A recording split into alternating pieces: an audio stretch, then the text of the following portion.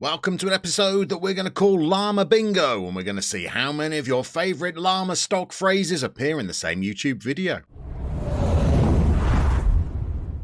So check your bingo cards now. If you had me down as wearing a black t-shirt, tick, there's your first one. If you also had the phrase poor run of form, then you are edging closer to a win already. And we have certainly had that since our last episode, where you saw us sneaking through, not even sneaking, blitzing past Greek giants Olympiakos to reach the league phase of the Europa Conference League.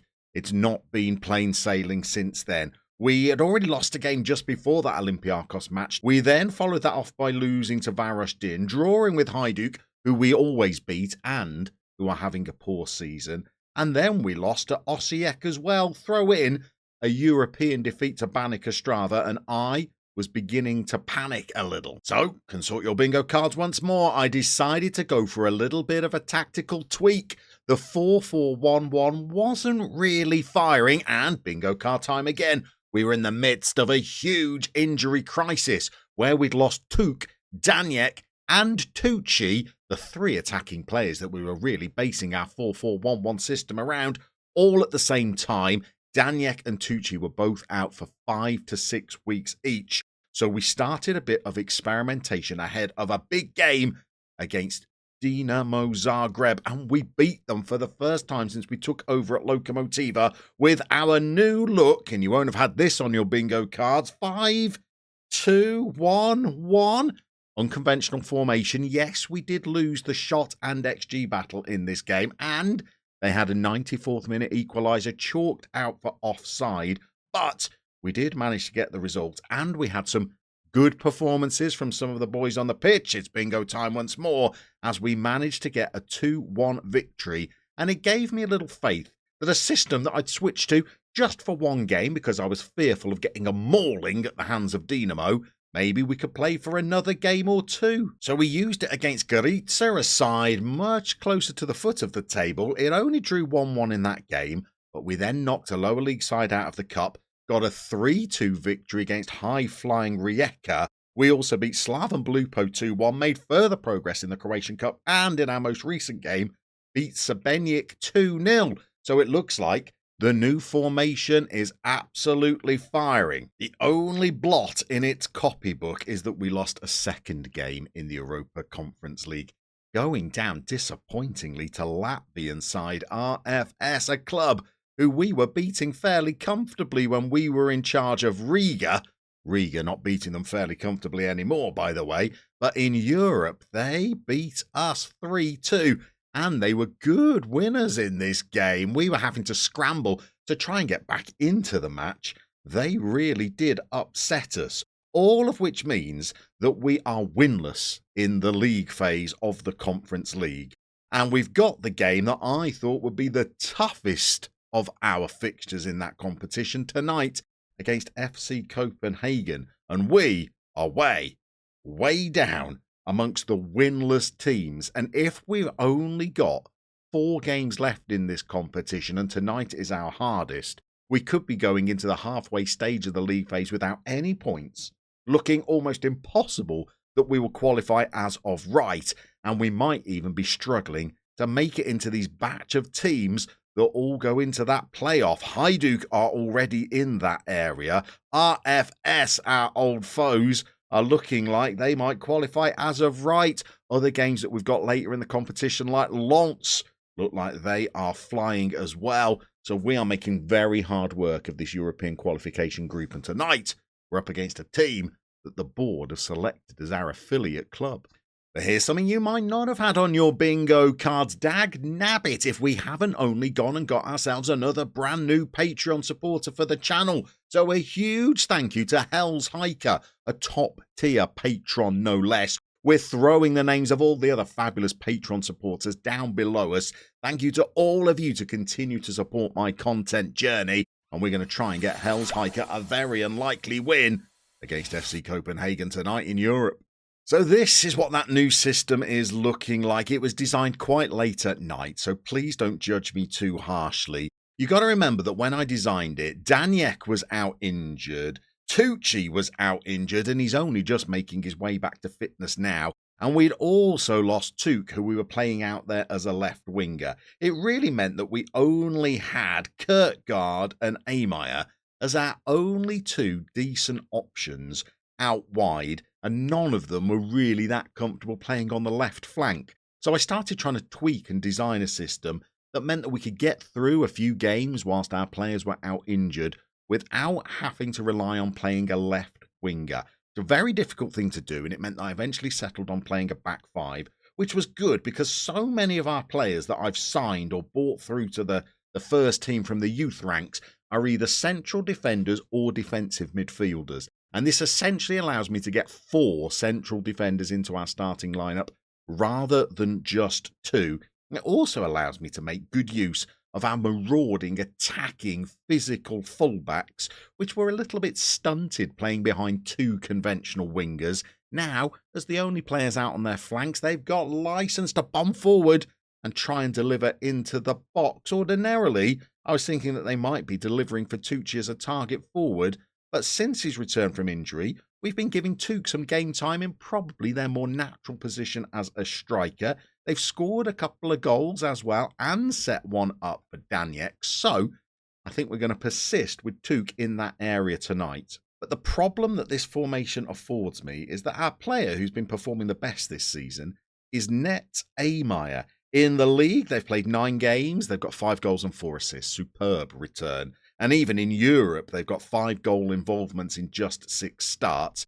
And now that I'm not playing wingers, well, it means that they don't have a natural place left in the team. So what I'm thinking for tonight's game is to start them, but behind Tuuk, who's going to be our lone front man. And we're going to bring Daniek to be the central midfielder on attack, where they played during our most recent game and scored from that position. And Daniek has license to really motor into the opposition's area and support Tuuk, leaving Ameyer to just drift around and be creative and spark the team into life, finding little pockets of space, try and utilise that passing of 16 to try and create some chances, spray the ball to our wide players, and hopefully deliver some good balls to Tuuk that he might be able to run onto as an advance forward and help us to score. Whether any of that is going to happen tonight, I am really not too sure, because we're going to be playing pretty tasty opponents.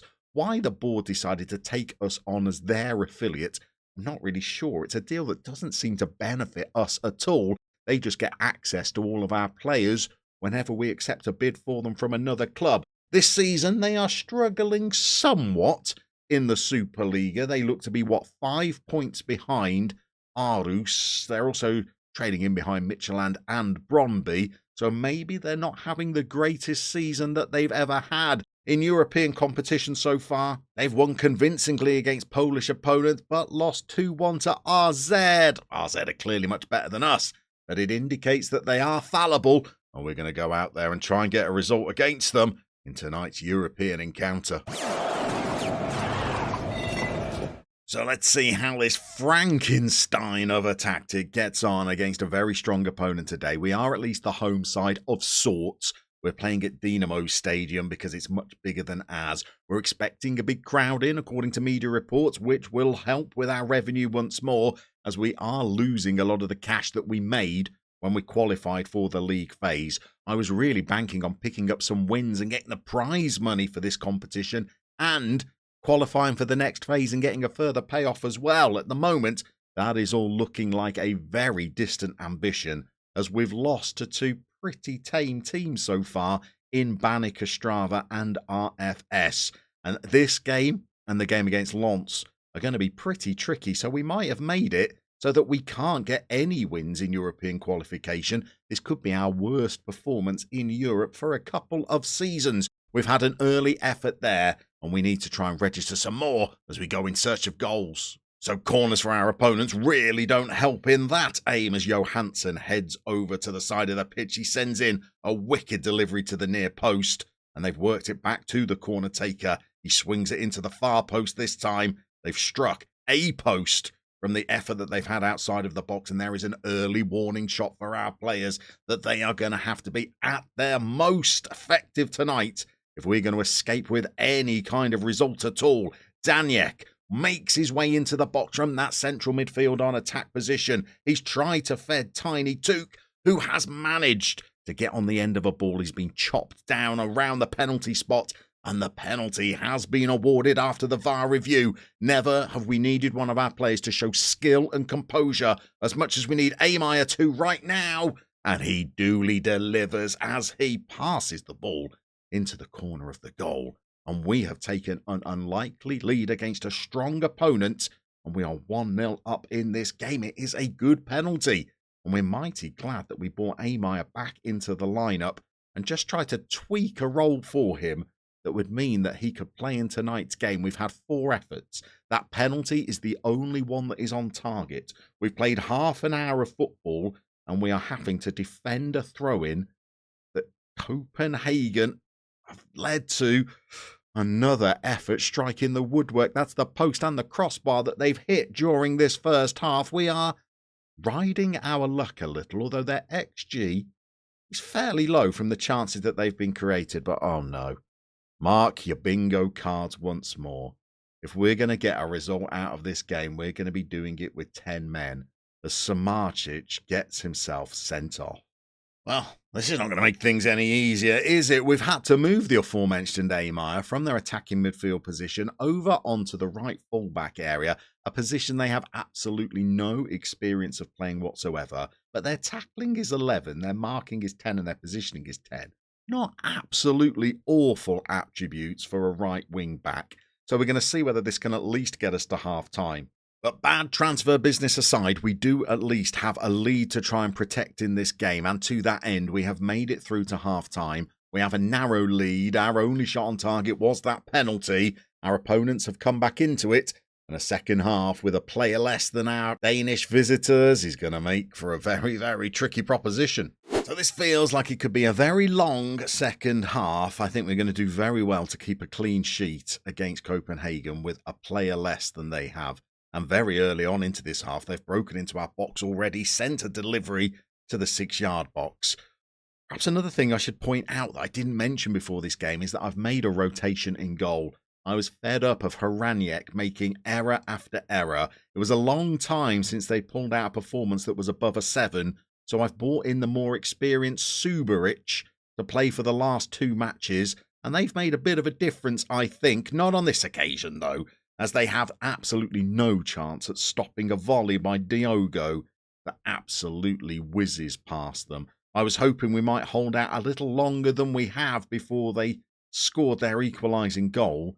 It's come just 6 minutes into the second half. We've got 2 missed headers from our centre-backs that are standing on top of each other. One of them is 6'4" tall, and it falls to Diogo, who has the almost easy job of just volleying the ball past our goalkeeper. And we've now given the ball away in our midfield, and Diogo's the player coming forward again.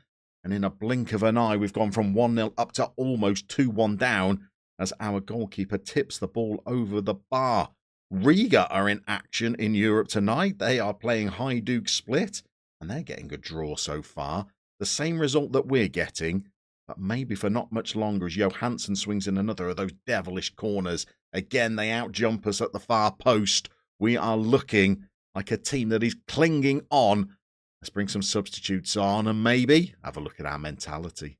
So as we've been under a bit of pressure, I've actually decided to do the opposite of my intuitions. I thought maybe we should fall back even further, but I've nudged it back up to a positive mentality to see if we can relieve some of the pressure we're under by actually trying to take the game to Copenhagen a little, even though we are a man shy of the numbers that they have out there on the pitch. It's not worked so far as they have a free kick. Again, I'm going to generously say that the goalkeeper saved this, but I think it might have come off the crossbar once more. The goalkeeper is working heroics at the moment. Subaric manages to get an elbow on one that he flicks over the bar, and he jumps up and his teammates applaud him like a triumphant hedgehog emerging from another successful hibernation.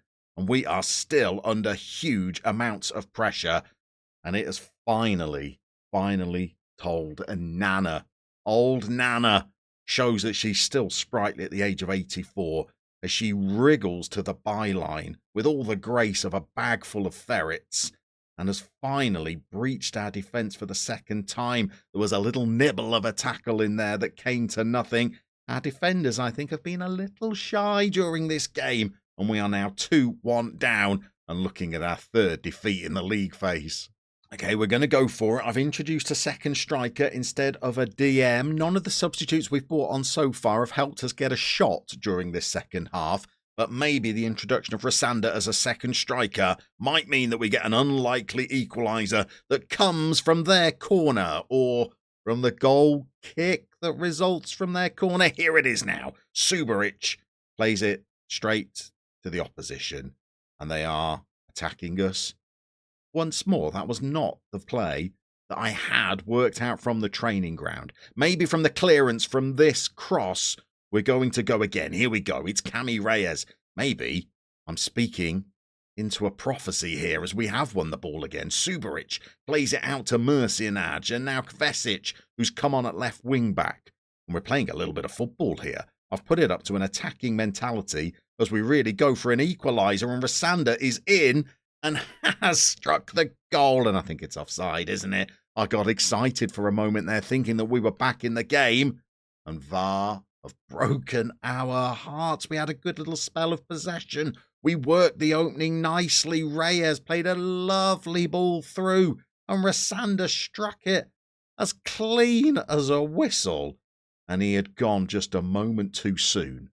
But undeterred, we're going to try and do the same again as we move the ball into the midfield, play it over to Reyes.